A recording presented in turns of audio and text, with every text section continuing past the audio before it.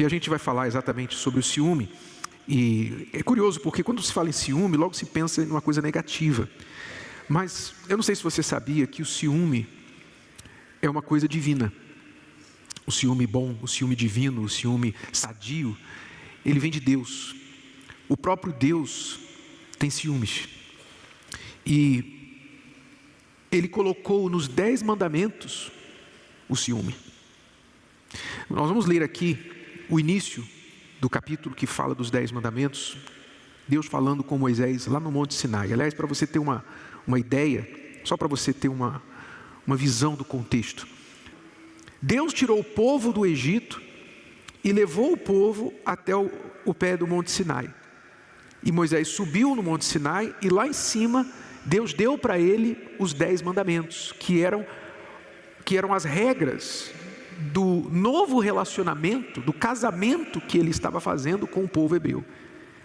E aqui no capítulo 20 de Êxodo está escrito assim: então falou Deus todas estas palavras, dizendo: eu sou o Senhor teu Deus, que te tirei da terra do Egito, da casa da servidão. Quer dizer, aqui Deus faz o povo lembrar de onde eles vieram.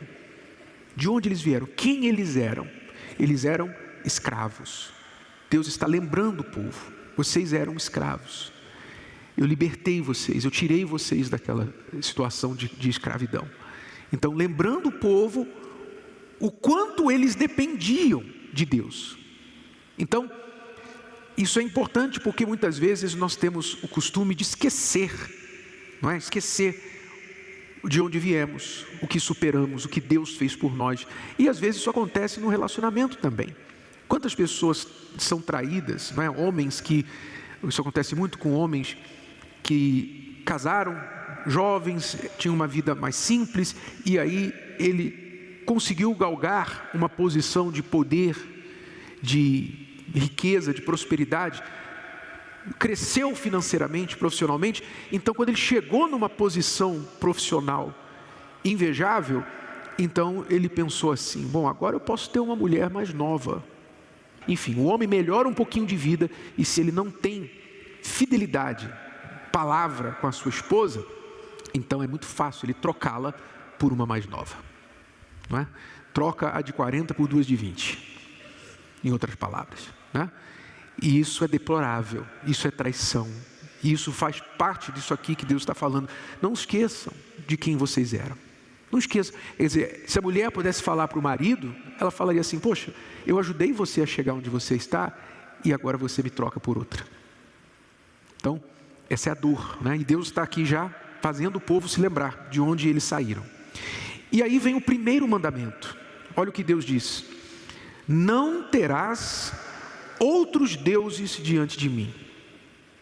Quer dizer, Deus falando: eu não quero que vocês tenham outros deuses. Parece óbvio, mas quando você casa, você não quer que o teu marido tenha outras esposas. Ou quer? Você não quer que a tua esposa tenha outros maridos. Deus não quer que a gente tenha outros deuses. E as pessoas não entendem isso. Isso é o primeiro mandamento. E quantas pessoas dizem crer em Deus, mas também crê na imagenzinha que ela carrega no bolso, no pescoço, no retrovisor do carro. Crê em Deus, mas também crê no horóscopo. Crê em Deus, crê em Jesus, mas também creio no cristal, no dólar que está dentro da minha carteira para trazer sorte, trazer dinheiro. Crê em Deus, mas creio na figa, creio no olho para espantar a inveja. Crê em Deus, mas crê em outros deuses também. Quer dizer, são infiéis, adúlteros espirituais. É o que a Bíblia chama. E Deus está pedindo exclusividade. Deus aqui está falando: eu não vou aceitar que vocês me troquem ou me compartilhem com outros deuses. Não vou aceitar. Eu espero fidelidade, exclusividade, que é o que você quer quando você ama uma pessoa. Você quer exclusividade dela, como você quer ser exclusivo dessa pessoa. Então Deus está falando isso aqui: não terás outros deuses diante de mim.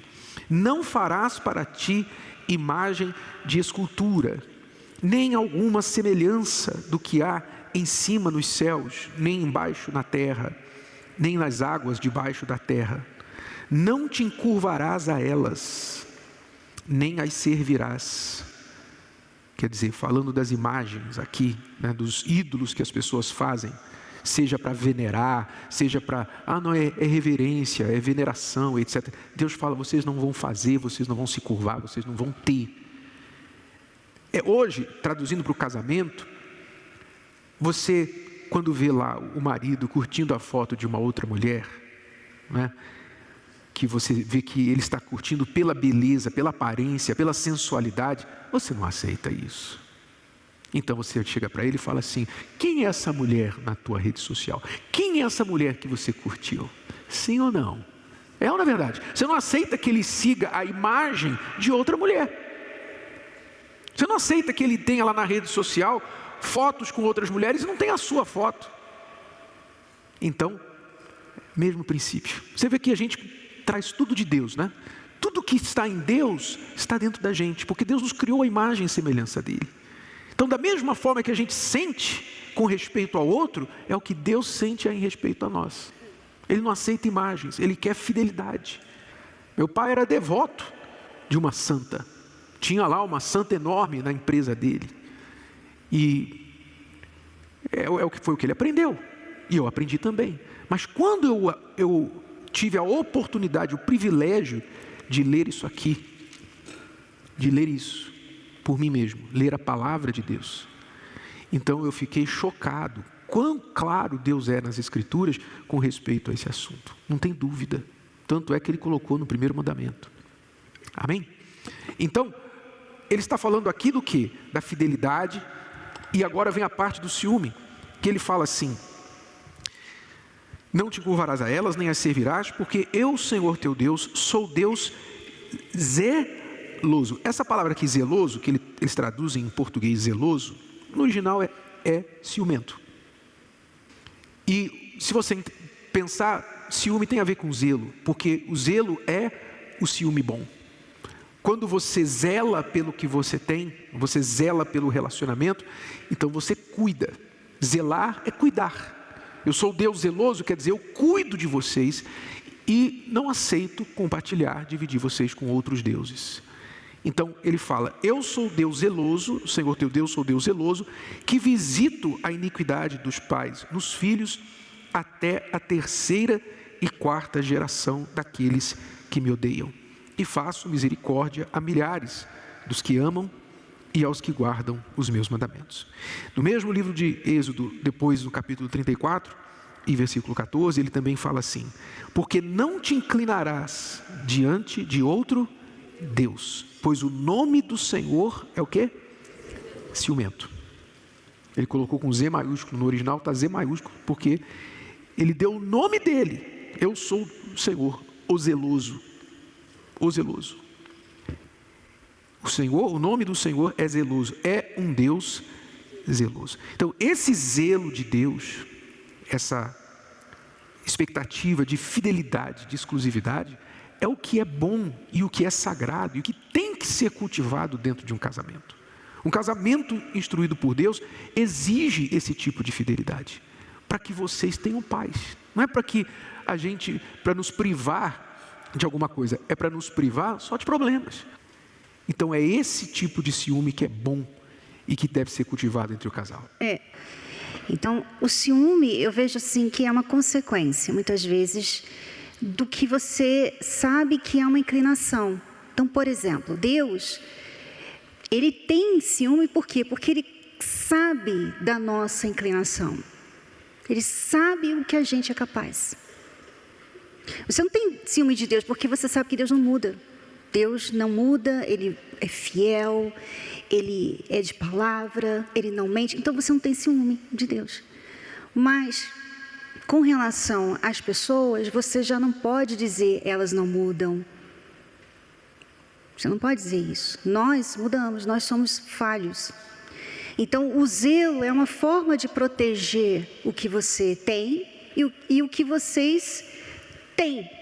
Então, por exemplo, Deus, ele tem ciúme, ele tem zelo por aqueles que o amam, então ele não quer dividir essas pessoas com ninguém, porque ele pensa assim, se Se eu falar assim, não, fica à vontade, eu sei que vocês me amam, já era. Que é o caso da humanidade hoje. Quantas pessoas traem Deus a 3x2? E com isso escrito na Bíblia. Com isso escrito. Sabe? É a mesma coisa no casamento. Então, não é um ciúme, nós não estamos falando do ciúme possessivo, do ciúme que fica, né, querendo achar alguma coisa errada, mas o ciúme de zelo. Então, por exemplo, nós guardamos o nosso casamento. Então, não há amizade com o sexo oposto, nem da minha parte, nem da parte dele. Por quê? Porque nós zelamos pelo que nós temos. Por quê? Se eu tiver um amigo, eu vou trair o Renato? Não, mas o que acontece? Eu estou ali expondo uma situação. Eu me expondo numa situação. Se eu tenho um amigo e aquele amigo eu vou me abrir com ele, eu vou começar a conversar muito com ele, eu vou começar a compartilhar com ele os meus problemas. De repente, em casa, o seu marido está ocupado, não repara em você, e esse amigo fala, nossa, como você está bonita, olha, puxa, é tão bom ouvir sua voz, entendeu? Então, a gente tem que ver lá na frente, não é assim, então não pode ter amigo, não pode ter, pensa lá na frente, o que pode acontecer é a prudência, a mulher é muito boa nisso. Mulher é ótima, isso é a nossa especialidade, na verdade. Nós já vemos lá na frente, né? Então, se a mulher vê que o homem curtiu a foto de outra mulher, ela já pensa lá na frente, espera aí, ele viu essa mulher, achou ela bonita, vai começar a me comparar, vai começar a seguir, vai começar a querer ver mais, sabe? Então, ela vai indo, a mulher vai indo. Mas por quê? Porque é uma possibilidade. Ou não. Se nós fazemos isso com Deus, todo dia eu tenho que sempre me lembrar, Deus em primeiro lugar. Deus tem que estar em primeiro lugar na minha vida. Eu sempre tenho que me lembrar. Porque facilmente eu coloco alguma coisa minha, eu em primeiro lugar, ou outra pessoa em primeiro lugar.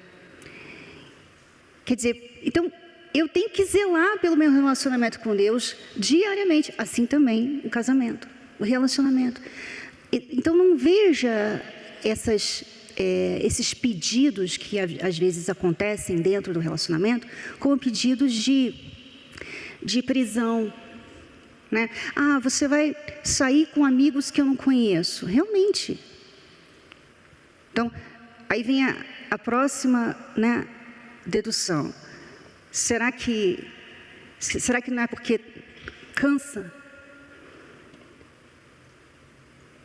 Sabe, cansa ficar com essa pessoa. Deixa eu ter aqui uma outra vida aqui, ter outras amizades. Deixa eu, sabe, ficar mais livre, porque, poxa, é o tempo todo essa pessoa aqui. Será que não é isso?